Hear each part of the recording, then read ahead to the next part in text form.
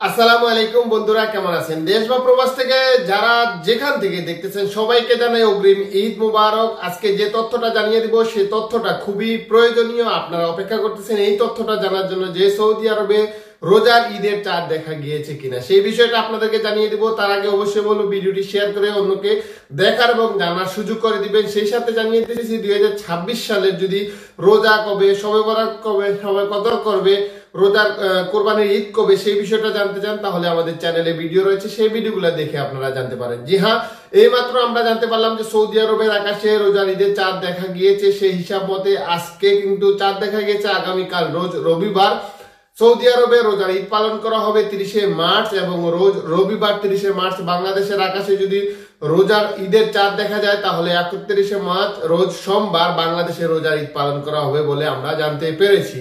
আশা করি বুঝতে পেরেছেন। কোরবানির ঈদ সম্পর্কেও আমাদের চ্যানেলে ভিডিও রয়েছে, চাইলে দেখতে পারেন। ধন্যবাদ। আসসালামু আলাইকুম ওয়া রাহমাতুল্লাহ।